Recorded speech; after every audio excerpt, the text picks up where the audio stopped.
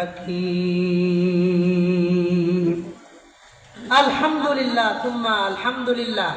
মাদ্রাসা দারুল উলুম বহু সংখ্যক হাদিস থেকে বুখারী শরীফের 5096 নম্বর হাদিস, একটা হাদিস আমি আপনাদের সামনে পড়েছি। আল্লাহ যদি আমার সুযোগ দেন, এক আয়াত এক হাদিস, এই দুইটা জিনিসকে সামনে রেখে কিছু কথা আপনাদের সাথে একটু মুজাকারা করব। কথাগুলো এই নিয়তে, এই উদ্দেশ্যে বলবো যেন আল্লাহ প্রত্যেকটি ভালো আর আমলি কথার উপরে সবার আগে আমি গুনাহগার রে আল্লাহ আমল করার তৌফিক দান করেন। এরপরে আল্লাহ ভালো আর আমলি কথাগুলোর উপরে আমাদের সবাই রে আমল করার তৌফিক দান করেন। কোন আমিন। যে আয়াত পড়েছি এই আয়াতে আল্লাহ বলেন, বিসমিল্লাহির রহমানির রহিম, ইয়া আইয়ুহাল্লাযীনা আমানু কু আনফুসাকুম ওয়া আহলিকুম নারা। হে ঈমানদার, তোমরা নিজেদেরকে জাহান্নামের আগুন থেকে বাঁচাও, তোমার পরিবারের সদস্যদেরকে জাহান্নামের আগুন থেকে বাঁচাও। নিজেরাও বাঁচো, পরিবারের লোকদেরকেও বাঁচাও। খালি নিজের টেনশন করো না, পরিবারের টেনশন করো। দুনিয়াতে বহু হাদিস আছে, নিজে নামাজ পড়ে, পরিবারের লোকজন তার স্ত্রী মেয়েরা নামাজ পড়ে না। কথা বলেন? এই জন্য আল্লাহ বললেন নিজেও ফিকির করো জাহান্নামের আগুন থেকে বাঁচার লেগা, পরিবারের লোকদেরকেও বাঁচাও। আপনাদের এই এলাকার নাম সগরা, ঠিক আছে না? সগরা এলাকায় বিভিন্ন শ্রেণী পেশার মানুষ আছে। কেউ অটো চালায়, ভ্যান চালায়, সিএনজি চালায়, রিক্সা চালায়, দিন মজুর, কেউ রং মিস্ত্রি, কাঠ মিস্ত্রি, রাজমিস্ত্রি, শ্রমিক, চাকরিজীবী, ব্যবসায়ী, নানান রকমের মানুষ আছে না নাই? কথা বল, আছে না নাই? আছে। আমাদের কাজকর্ম ভিন্ন, এক একজন বাড়ি। এই দুনিয়াতে আর কিচ্ছু না থাক, অন্তত আফসোস নাই। কথা ঠিক আছে? ইনশাআল্লাহ আমরা এই দুইটা বিষয়ে কিছু কথা বলবো। কেমনে নিজে জাহান্নামের আগুন থেকে বাঁচবো, কেমনে পরিবারের সদস্যদেরকে বাঁচাবো। বলেন তো, একজন মুসলমান হিসেবে এই দুই জিনিসের গুরুত্ব আমার আপনার জীবনে আছে না নাই? বলেন কম না বেশি? অনেক বেশি গুরুত্বপূর্ণ। তো পরিবারের তিনটা পার্ট। এক পার্ট হলো পরিবারের নারীরা, দুই পার্ট পরিবারের পুরুষরা, তিন পার্ট পরিবারের ভবিষ্যৎ প্রজন্ম যারা আছে, বাচ্চারা। আমরা নিজেরা নিজেদের দিনকাল কাইতে চলে গেলাম না, আপনার ভবিষ্যৎ প্রজন্ম মসজিদে যাবে না মন্দিরে যাবে, ওই শিক্ষা ও ভবিষ্যৎ প্রজন্মকে আপনাকে দিয়ে যেতে হবে। কথা কর ঠিক কিনা? তাহলে তিনটা পার্ট, নারী, পুরুষ, শিশু। কয়টা পার্ট হইল? তিনটা। আমি একটা পার্ট দিয়ে শুরু করি, যতটুকু আগাইতে পারি। নারী, মা বোন সম্পর্কে নবী সাল্লাল্লাহু আলাইহি ওয়াসাল্লাম অনেক কথা বলে গেছেন, বহুত কথা বলে গেছেন। চলেন একটা হাদিস দিয়ে আমার আলোচনা শুরু করি। এই হাদিসটা বুখারী শরীফের 3331 নম্বর হাদিস, 3331 নম্বর হাদিস। হাদিসের বর্ণনাকারী সাহাবীর নাম আবু হুরায়রা রাদিয়াল্লাহু আনহু। তিনি বলেন, وعن أبي هريرة رضي الله تعالى عنه وعنهم أنه قال قال النبي صلى الله عليه وسلم استوصوا بالنساء। আবু হুরায়রা থেকে বর্ণিত, নবীজি সাল্লাল্লাহু আলাইহি ওয়াসাল্লাম বলেন, তোমরা নারীদেরকে নসিহত করো, নারীদের সাথে নরম ভাষায় কথা বলো। নারীদের সাথে গরম ভাষায় কথা বলবা না, নারীদেরকে নরম ভাষায় কথা বলবা। বলেন গরম না নরম? নরম। নারীদের সাথে ঠান্ডা মাথায় আচরণ করো, নরম কথা বইলো, গরম কথা বইলো না। কেন? নবীজি বলেন, ফাইন্নাল মারআতা খুলিকাত মিন জিলাইন ওয়া ইন্না আ'ওয়াদা শাইইন ফি জিলাই আ'লা। কারণ নারীদেরকে আল্লাহ তাআলা বাঁকা হাড্ডি থেকে তৈরি করেছেন। বলেন তো, সোজা হাড্ডি না বাঁকা হাড্ডি? নবীজি বলেন, ফাইন্নাল মারআতা খুলিকাত মিন জিলাইন ওয়া ইন্না আ'ওয়াদা শাইইন ফি জিলাই আ'লা। নারীদেরকে আল্লাহ পাজরের বাঁকা হাড্ডি থেকে তৈরি করেছেন। আর পাজরের বাঁকা হাড্ডির মধ্যে সবচাইতে বেশি বাঁকা হইল উপরের হাড্ডি। পাজরের যতগুলো হাড্ডি আছে সবগুলাই বাঁকা, কিন্তু সবচাইতে বেশি বাঁকা হইল উপরেরটা। কোনটা? উপরেরটা। তাইলে সব চাইতে উপরের সব চাইতে বেশি বাঁকা হাড্ডি থেকে আল্লাহ একজন নারীকে তৈরি করেছে। নবীজি বলেন ফাইন যাহাবতা তুকিমুহু কাসারতাহু ওয়া ইন তারাকতাহু লাম ইয়াজাল আওয়াজা। তুমি যদি বাঁকা হাড্ডিটারে টাইনা সোজা করতে যাও হাড্ডিটা ভেঙে যাবে, আর যদি বাঁকা হাড্ডিটাকে ছাইরা দাও হাড্ডি আরো বেশি বাঁকা হইতে থাকবে। হাড্ডি টাইনা সোজা করতে যাও না ভেঙে যাইবো, ছাইরা দিও না আরো বেশি বাঁকা হইতে থাকবো। কথা কন ঠিক কিনা? হ্যাঁ, এটা নবীজির কথা। আপনি ঠিক কইলেও এটা ঠিক, ঠিক না কইলেও ঠিক। কথা ঠিক আছে না? বুখারীর বর্ণনা, এটা বুখারী শরীফের হাদিস, 3331 নাম্বার হাদিস, 3331 নাম্বার হাদিস। এই হাদিসে একটা কথা জানতাম, নবীজি কি বললেন? নারীদেরকে বাঁকা হাড্ডি থেকে বানাইছে, সবচেয়ে বাঁকা হাড্ডি থেকে বানাইছে। তাই না সোজা করতে যায় না, ভাইয়া ফালাইবা, ছাইরা দিও না আরো বেশি বাঁকা হইতে থাকবে। তাদেরকে নরম ভাষায় দিন শিক্ষা দাও, তাদের সাথে নরম ভাষায় কথা বলো। আল্লাহ আমাদের বোঝার তৌফিক দান করে। এবার আর একটা হাদিস আমি আপনাদের শোনাই। এই হাদিসটা আমাদের মূল আলোচনার দিকে নিয়ে যাবে। বুখারী শরীফের 304 নাম্বার হাদিস, 304, 304। বলেন কয়শো কয়? কথা কয় না ও। 304 নাম্বার হাদিস। এই হাদিসের বর্ণনাকারী সাহাবীর নাম আবু সাঈদ খুদরি রাদিয়াল্লাহু আনহু। তিনি বলেন وعن أبي سعيد الخدري رضي الله تعالى عنه أنه قال خرج النبي صلى الله عليه وسلم يوم الأضحى أو يوم الفطر إلى المصلى। আবু সাঈদ খুদরি রাদিয়াল্লাহু আনহু বলেন, নবীজি একদিন ঈদের নামাজ পড়ানোর জন্য ঈদগাতে যাইতেছিলেন। বলেন তো কোন নামাজ? ঈদের নামাজ। ঈদের দিন ঈদের নামাজ পড়ানোর জন্য নবীজি ঈদগাতে যাইতেছিলেন। ফামাররা আলান নিসা, নবীজি রাস্তা দিয়ে যাওয়ার সময় দেখেন রাস্তার পাশে কিছু নারীরা একসাথে বসে আছে। কিছু মহিলা রাস্তার পাশে, ঈদের দিন তো বসে বসে গল্প করতেছে। নবীজি নারীদের পাশে রাস্তায় দাঁড়াইলেন। দাঁড়ানোর পর বললেন, ইয়া মাশারান নিসা তাসাদ্দাকুনা, হে নারী সম্প্রদায়, তোমরা আল্লাহর রাস্তায় বেশি বেশি দান এবং সদকা করবা। তোমরা আল্লাহর রাস্তায় একটু দান সদকা কইরো। এই কথা নবী বললেন, নসিহত করলেন। এরপরে নবীজি বললেন, ফাইন্নী উরিতুকুন্না আকসারা আহলিন নার, কারণ আমি মেরাজের রজনীতে আল্লাহ আমারে জান্নাত দেখাইছেন, আল্লাহ আমারে জাহান্নাম দেখাইছেন। আমি মেরাজের রজনীতে জাহান্নামের মধ্যে পুরুষের তুলনায় নারীর সংখ্যা বেশি দেখেছি। বলেন নাউজুবিল্লাহ। জাহান্নামে দেখছি নারী বেশি, পুরুষ কম, নারী বেশি। তার মানে পুরুষ জান্নাতে গেছে বেশি, জাহান্নামে কম। নারী জাহান্নামে গেছে বেশি, জান্নাতে নারী কম। এবার নারীরা প্রশ্ন করলেন, নবী মায়া রাসূলুল্লাহ, নবীজি নারীরা জাহান্নামে বেশি গেছে, তার কারণ কি? তার অবশ্যই তো কোনো না কোনো কারণ আছে। নারীরা জাহান্নামের মধ্যে বেশি দেখছেন, তার কারণ কি? নবীজি বললেন, দুইটা কারণে অধিকাংশই নারী জাহান্নামে যায়। একটু মনোযোগ দিয়ে আওয়াজ করে উত্তর দিয়ে কন, কয়টা কারণে? এক নম্বর, নবীজি বললেন, তুকসিরনাল লানা ওয়া তাকফুরনাল আশীর। এক নাম্বার, তোমরা মানুষদেরকে বেশি বেশি লানত করো, মানুষদেরকে বেশি বেশি বদদুয়া দাও। সামান্য বিষয় নিয়ে ঝগড়া লাগছে, তার 14 গোষ্ঠীর উপর লানত দিতে দেরি করে না। কথা কন ঠিক কিনা?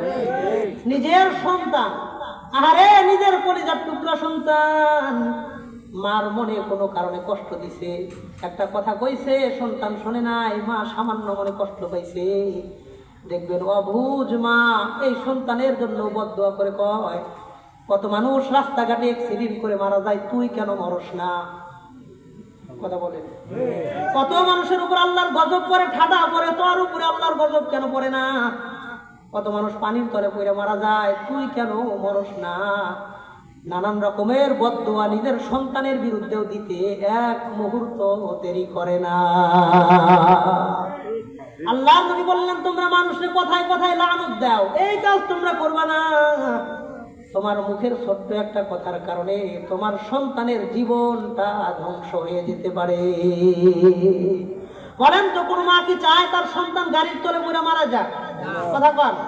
কোন মা কি চায় তার সন্তানের উপর আল্লাহর গজব ঠাডা করে সন্তান মারা যাক? চায়। কোন সন্তান কি চায় তার সন্তান, কোন মা কি চায় তার সন্তান পানিতে পড়ে মারা যাক? চায়। আরে মা, আপনাদেরকে অনুরোধ করে বলে যায়, যে কথা আপনি মন থেকে চান না ওই কথা মুখ থেকে বলবেন না। কেন বলেন যেটা মন থেকে চান না? আপনার কথা যদি আল্লাহ কবুল করে নেয় আপনার সন্তানের ভবিষ্যৎ ধ্বংস হয়ে যাবে। কথা কন ঠিক কিনা? এক নম্বর নবীজি বললেন, নারীরা তোমরা মানুষদেরকে বেশি বেশি বদদুয়া দাও, নারীরা তোমরা মানুষদেরকে বেশি বেশি লানত দাও।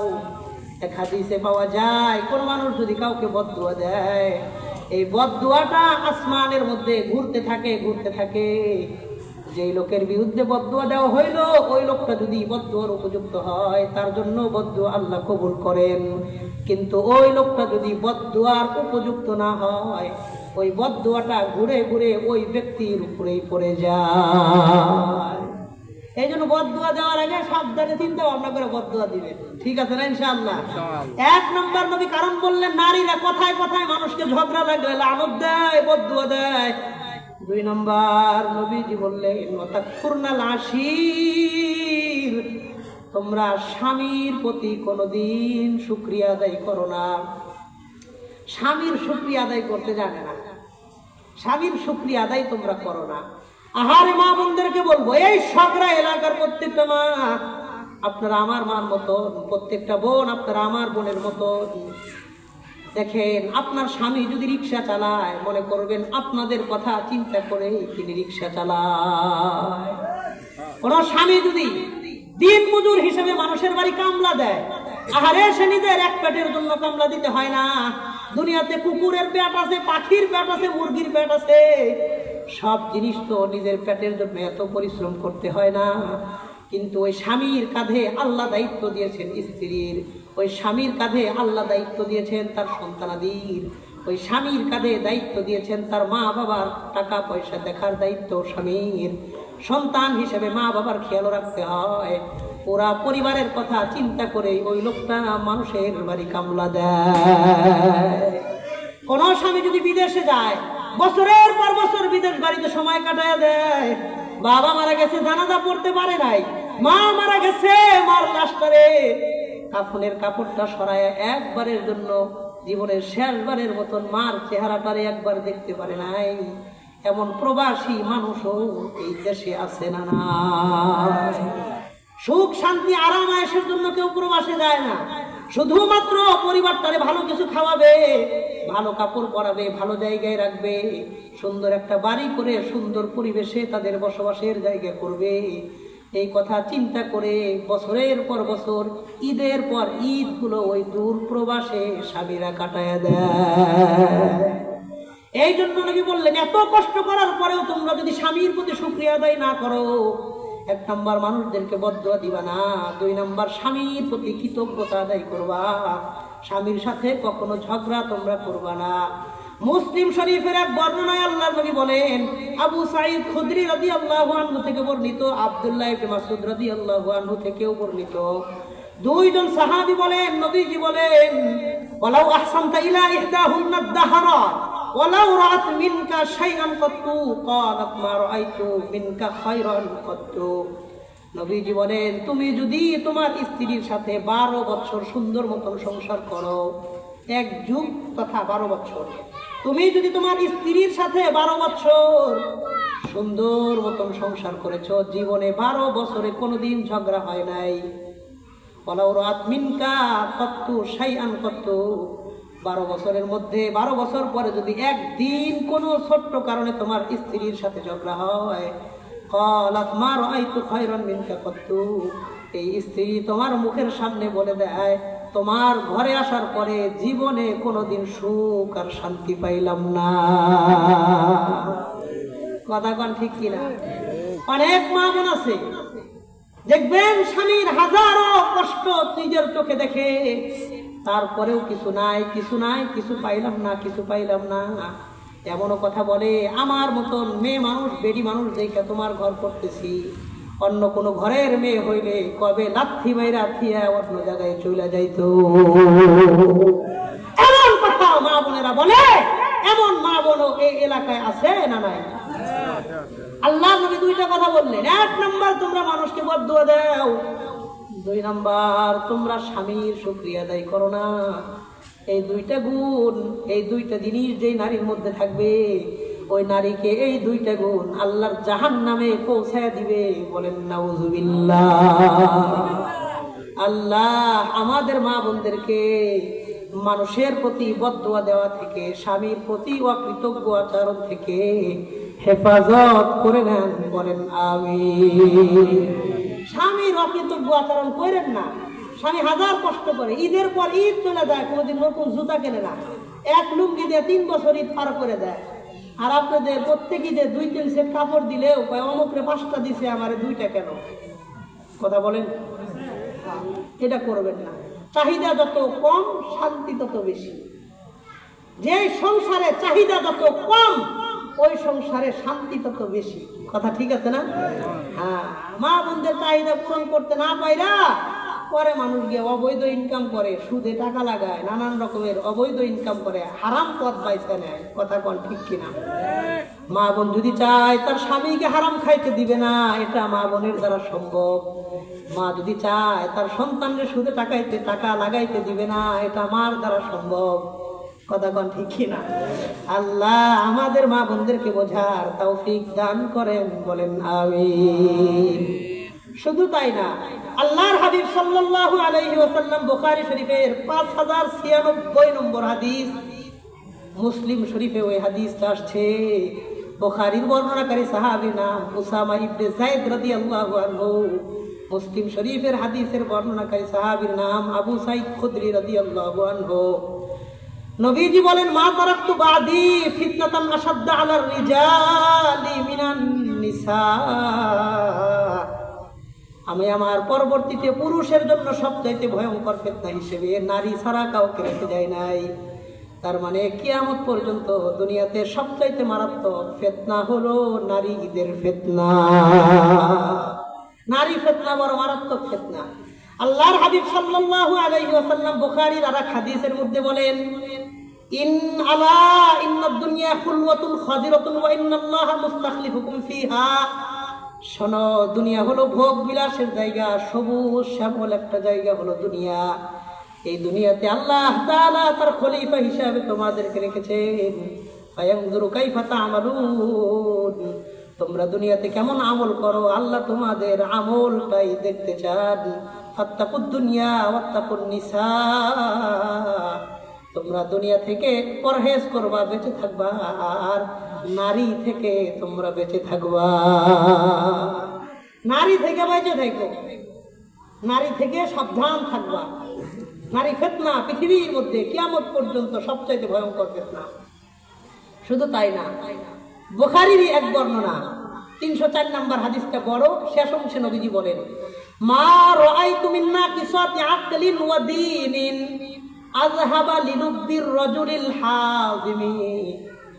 তোমাদের নারীদের বিষয়টা আমি আশ্চর্য হয়ে যায়। তোমাদের জ্ঞান কম, তোমাদের দিন কম। জ্ঞানও কম, নারীদের দিনও কম। নারীরা প্রশ্ন করলেন, ওয়া কাইফা নুকসানু আকলিনা ওয়া দীনিনা ইয়া রাসূলুল্লাহ, নবীজি আমাদের জ্ঞান কম, দিন কম, এ কথার ব্যাখ্যা কি? নবীজি বললেন, আলাইসা শাহাদাতুল মারআতি মিসলা নিসফি শাহাদাতির রাজুল, তোমাদের 2 জন নারীর সাক্ষী একজন পুরুষের বরাবর হয়। 2 জন নারীর সাক্ষী এক পুরুষের বরাবর ধরা হয়। হাযা নুকসানু আকলিকুন্না, এটা হলো তোমাদের জ্ঞানের কমি। আর ওয়াইযা হাযাত লাম তাসুম ওয়া লাম তুসাল্লি, তোমাদের নারীদের যখন অসুস্থতা শুরু হয়, তোমরা রোজাও রাখো না, নামাজও পড়ো না। প্রত্যেক নারীর প্রত্যেক মাসে নামাজ কাজা দেয়, রমজান আসলে রোজা কাজা দেয়, তাদের নামাজগুলা মাফ। পুরুষের নামাজ মাফ হয় না, নারীর নামাজটা মাফ হয়ে যায়। তাহলে নারীর নামাজ পুরুষের নামাজের তুলনায় বেশি না কম? কথা কন।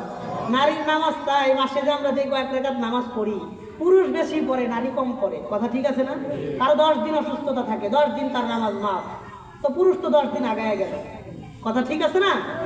এই জন্য নবীজি বললেন, তোমাদের জ্ঞান কম, তোমাদের ইবাদত কম, তোমাদের দিন কম। কিন্তু আমি আশ্চর্য হয়ে যাই, আযহাবা লিলুব্বির রাজুলিল হাজিম, তোমাদের এত দুর্বলতার পরেও বীর বাহাদুর বিক্রম কোন সাহসী সতর্ক পুরুষকে একটা চোখ টিপ দিয়া তোমরা দুর্বল করে দাও। যত বড় বাহাদুর মানুষ হোক, চোখে ইশারায় তাকে তোমরা কাজ করে দিতে পারো। এটা নারীদের অসম্ভব ক্ষমতা, চক্রান্ত। আল্লাহ তাদেরকে পাওয়ার দিয়ে। অথচ আল্লাহ তাআলা কোরআনের আরেক আয়াতে বলেন, ওয়া কানা কাইদুশ শাইতানি যায়ীফা, শয়তানের চক্রান্ত বড় দুর্বল, কিন্তু নারীর চক্রান্ত বড় মারাত্মক। শয়তানের চক্রান্তকে আল্লাহ বলেছেন যায়ীফা, এটা দুর্বল, কিন্তু নারীর চক্রান্তকে আল্লাহ বলেছেন আযীমা, অনেক মারাত্মক। আল্লাহ আমাদের ঈমান আমল হেফাজত করার তৌফিক দান করেন, বলেন আমিন। মা বোনদেরকে নিয়ে অনেক কথা বললাম। নবীজি সাল্লাল্লাহু আলাইহি ওয়াসাল্লাম বলেন, কিছু নারীর ব্যাপারে নবীজি সতর্ক করেছেন, তোমরা এই ধরনের নারীকে নিজেদের ঘরে আনবা না। এই শ্রেণীতে নবীজি সাল্লাল্লাহু আলাইহি ওয়াসাল্লাম 9 শ্রেণীর নারীর কথা বলছেন। এই 9 শ্রেণীর নারী যেই ঘরে থাকবে ওই ঘরে আল্লাহর লানত থাকে, বলেন নাউযুবিল্লাহ। যেই ঘরে আল্লাহর লানত থাকে ওই ঘরে আল্লাহর রহমত এবং বরকত থাকে না। বলেন, যেখানে লানত থাকে সেখানে বরকত থাকে না। লানত আর বরকত একসাথে হতে পারে না, কথা কন ঠিক কিনা? লানত আর বরকত বড় মারাত্মক জিনিস। এই ব্যাপারে নবীজি সাল্লাল্লাহু আলাইহি ওয়াসাল্লামের একটা হাদিস আমি আপনাদের শোনাই। বুখারী শরীফের 3237 নম্বর হাদিসের বর্ণনা, 3237 নম্বর হাদিস।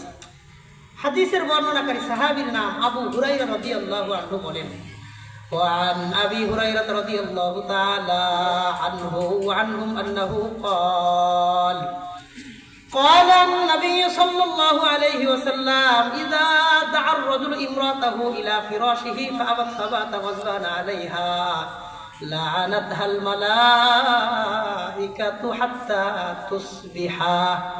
9 শ্রেণীর নারীর মধ্যে 1 নাম্বার, নবীজি বলেন, স্বামী যখন তার বিবিকে ডাক দেয় নিজের দিকে নিজের শারীরিক চাহিদা পূরণের জন্য, ফাবাত, কিন্তু নারী অস্বীকার করে, বলে না আজকে কিছুই হবে না, কিন্তু স্ত্রী অসুস্থও না, আবার কোনো ওজরও নাই, এমনি স্বামীকে বাধা দেয়। ফাবাত গজবান আলাইহা, স্বামী যদি সারা রাত রাগ করে অন্যদিকে চেহারা ঘুরায়া ঘুমায়া যায়, সারা রাত স্ত্রীর প্রতি অসন্তুষ্ট অবস্থায় পার করেছে, নবীজি বলেন লানাতহাল মালাইকাতু হাত্তা তুসবিহা, সকাল হওয়ার আগ পর্যন্ত ফেরেশতা এই নারীর উপরে আল্লাহর পক্ষ থেকে লানত দিতে থাকে, বলেন নাউযুবিল্লাহ। তাইলে 1 নম্বর পাইলাম, যে নারী স্বামীকে বিনা ওজরে বাধা দেয়, বিনা কারণে বাধা দেয়, এর চেয়ে বিস্তারিত বলার প্রয়োজন নাই। বহুত মানুষ আছে দেখবেন, স্বামীর মন বোঝে না, স্বামীর মন মানসিকতা বোঝে না, এক পর্যায়ে 1 দিন 2 দিন 3 দিন 4 দিন 1 মাস 2 মাস যাওয়ার পরে স্বামী সিদ্ধান্ত নেয় যে না, এর সাথে আমি স্যাটিসফাইড হতে পারছি না, আমার মানসিক শান্তির কথা সে চিন্তা করে না। নিজের মানসিক শান্তি যখন স্ত্রীর কাছে না পায়, তখন নিজের মানসিক শান্তি অন্য জায়গায় খোঁজে আর পরকীয়ার চিন্তা করে, কথা বলেন। সে যখন তার স্ত্রীর কাছে তার চাহিদার মূল্যায়ন না পায়, তখন সে আরেকজনের কাছে নিজের মনের কথা খুলে বলে আর সেখানে শান্তির কথা চিন্তা করে। এই জন্য মা বোনদেরকে বলবো, স্বামীর মন বোঝার চেষ্টা করবেন। ভাইদেরকে বলবো, আপনিও নিজের স্ত্রীর মন বোঝার চেষ্টা করবেন, কারণ সব সময় মানুষের মন মানসিকতা সমান থাকে না। শারীরিক সুবিধা অসুবিধা, সুস্থতা অসুস্থতার খেয়াল করবেন। 2 জনের মধ্যে মিল মহাব্বত থাকলে সংসারে শান্তি দিবেন কে? আল্লাহ শান্তি দিবেন। তাইলে 1 নম্বর নবী বললেন, যে স্ত্রী স্বামীকে বিনা কারণে বাধা দেয়, কোনো কারণ নাই, ওজর নাই, অসুস্থতা নাই, তারপরেও স্বামীকে বাধা দেয়, এই নারী যেই পরিবারে থাকবে ওই পরিবারে কোনোদিন সুখ আর শান্তি আসবে না। 2 নম্বর নবীজি বলেন, বুখারীর বর্ণনা 5154 নম্বর হাদিস, 5154 নম্বর হাদিসের বর্ণনা, নবীজি সাল্লাল্লাহু আলাইহি ওয়াসাল্লাম বলেন, ইযা বাতাতিল মারআতু মুহাজিরাতান ফিরাশা যাওজিহা লানাতহাল মালাইকাতু হাত্তা তারজিআ। যে স্ত্রী স্বামীর অনুমতি ছাড়া কোথাও বেড়াইতে যায়, ঘুরতে যায়, স্বামী নিষেধ করছে ওই জায়গায় যাইবা না, কিন্তু সে অনুমতি ছাড়া মিথ্যা কথা কয় আর ওই আত্মীয় বাড়ি কিংবা কোথাও ঘুরতে যায়, বেড়াইতে যায়, নবীজি বলেন লানাতহাল মালাইকাতু হাত্তা তারজিআ, এই নারী ফিরে আসার আগ পর্যন্ত আল্লাহর ফেরেশতা এই নারীর উপরে লানত দিতে থাকে। তাইলে 1 নম্বর কারণ জানলাম, স্বামীকে বিনা কারণে বাধা দেয়। 2 নম্বর, বিনা অনুমতিতে ঘুরতে যায়। বহুত নারী আছে স্বামী নিষেধ করলেও শোনে না। 1 নম্বর অনুমতি নেয় না, আবার অনুমতি চাইতে গেলে নিষেধ করলেও শোনে না। এমন মা বোন এই সব 2টা কথা বললাম। 3 নম্বর, মুসনাদে আহমদের 7083 নম্বর হাদিসের বর্ণনা, 7083 7083 নম্বর হাদিসের বর্ণনা। وعن أنس بن مالك رضي الله عنه قال قال النبي صلى الله عليه وسلم, নবীজি বলেন সায়াকুনু ফি আখির উম্মতি রিজাল ইয়ারকাবুনা আলা সুরুজিন কাশবাহির রিহাল, শেষ জামানায় মানুষ, এমন কিছু মানুষ তৈরি হবে, এমন কিছু মানুষ পাওয়া যাবে যারা দামি দামি বাহন ব্যবহার করবে, যাদের বাহনটা বাড়ির মতোই সুন্দর হবে। ইয়ারকাবুনা আলা সুরুজিন কাশবাহির রিহাল, তাদের গাড়িটা বাড়ির মতন সুন্দর হবে। দেখবেন বাড়িতেও এসি আছে, গাড়িতেও এসি আছে, কথা কন ঠিক কিনা? বহু মানুষের বাড়ির চাইতে তার গাড়ির মূল্য বেশি, আছে না নাই? পোলাপানের পকেটে 5 টাকা নাই, কিন্তু 3 লাখ টাকার বাইক চালায় বেড়ায়, আছে না নাই? নবীজি বললেন দামি দামি বাহন তারা ব্যবহার করবে। ইয়ানজিলুনা আলা আবওয়াবিল মাসাজিদি ফায়ুসাল্লুন, তারা গাড়ি নিয়ে মসজিদের কাছে এসে নামাজ আদায় করবে। কিন্তু নিসাউহুম কাসিয়াতুন আরিয়াত, তাদের নারীদের মধ্যে বাড়িতে সমস্যা থাকবে 2টা। 1 নম্বর কাসিয়াতুন আরিয়াত, ওই নারীরা এমন পাতলা পোশাক পরবে, এমন টাইট ফিট আর ছোট ছোট পোশাক পরবে, ওই পোশাক পরা না পরায় কেমন যেন বরাবর, বলেন নাউজুবিল্লাহ। তার মানে নবীজি বললেন শেষ জামানার নারীদের 2টা অসুবিধা থাকবে।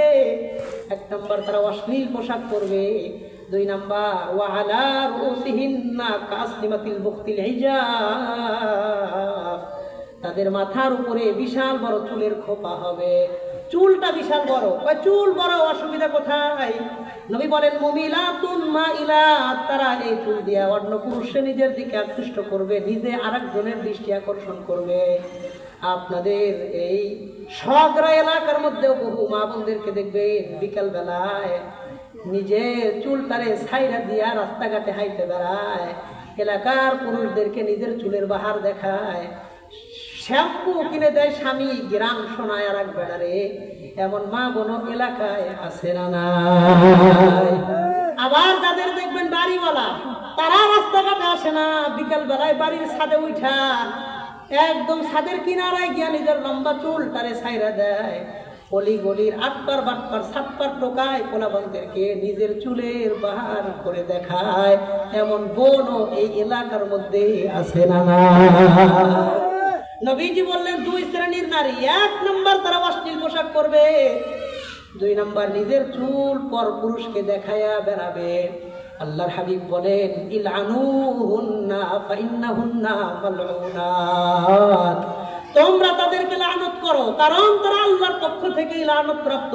বলেন নাউজুবিল্লাহ। আল্লাহর হাবিব বলেন লাম ইয়াদখুলনাল জান্নাতা ওয়া লাম ইয়াজিদনা রিহাহা ওয়া ইন্না রিহাহা লাতুজাদু মিন মাসিরাতি 40 আমা। নবী বলেন এই 2 শ্রেণীর নারী, যারা অশ্লীল পোশাক বেশি পছন্দ করবে আর যারা নিজের চুল পর পুরুষের সামনে দেখায়া বেড়াবে, এই 2 শ্রেণীর নারী জান্নাতে প্রবেশ করবে না, জান্নাতের ঘ্রাণ পর্যন্ত পাবে না। ওয়া ইন্না রিহাহা লাতুজাদু মিন মাসিরাতি 40 আমা, অথচ জান্নাতের ঘ্রাণটা 40 বছরের দূরত্বের জায়গা থেকেও পাওয়া যাবে। তার মানে এই নারী জান্নাত থেকে 40 বছরের বেশি দূরের জায়গায় অবস্থান করবে। নাউজুবিল্লাহ। তার মানে আমরা 4টা পাইলাম। 1 নম্বর, যেই নারী স্বামীকে বিনা কারণে বাধা দেয়। 2 নম্বর, বিনা অনুমতিতে ঘুরতে যায়। 3 নম্বর, অশ্লীল পোশাক বেশি পছন্দ করে। দেখবেন মোটা কাপড় নিলে স্ত্রী আপনার লগে কথা কয় না, কয় তোমারে কাপড় আনতে কইছে কেডা, না আনছিলা এটাই ভালো আছি, তোমার এই মোটা কাপড় আনতে কইছে কেডা, তুমি নিজেই পরো। কথা কয়। পাতলা কাপড় নিলে খুশি হয়, মোটা কাপড় নিলে নারাজ হয়, আছে না নাই? তাইলে 3 নাম্বার পাইলাম যারা অশ্লীল পোশাক পছন্দ করে। 4 নাম্বার নিজের চুল পর পুরুষের সামনে দেখায় বেড়ায়। এই সগরা এলাকার মা বোনদেরকে আমি অনুরোধ করে বলবো, আহারে মা, আপনি আমার মার মতন, আপনি আমার বোনের মতো, নিজের চুল অন্য পুরুষের সামনে দেখায় বেড়াইবেন না। নিজের চুলটারে সর্বোচ্চ গুরুত্ব দিয়ে হেফাজত করবেন পর পুরুষের দৃষ্টি থেকে। আল্লাহ এই এলাকার মা বোনদেরকে কথাগুলো দিল দিয়া বোঝার, আমলে বাস্তবায়ন করার তৌফিক দান করেন, বলেন আমিন। 4 শ্রেণী পাইলাম। কিও কয় শ্রেণী? আর এক হাদিসের মধ্যে আল্লাহর হাবিব বলেন, এটা মুসলিম শরীফের বর্ণনা, শেষ হাদিস। এই হাদিসে নবী 5 শ্রেণীর নারীর কথা এক হাদিসে বলছেন। وعن عبد الله بن مسعود رضي الله عنه قال قال النبي صلى الله عليه وسلم আব্দুল্লাহ ইবনে মাসউদ বলেন, নবীজি সাল্লাল্লাহু আলাইহি ওয়াসাল্লাম বলেছেন, লাআনাল্লাহুল ওয়াশিমাত ওয়াল মুস্তাওশিমাত ওয়ান নামিসাত ওয়াল মুতানাম্মিসাত ওয়াল মুতাফাল্লিজাত লিল হুসনিল মুগায়্যিরাতি খালকাল্লাহ।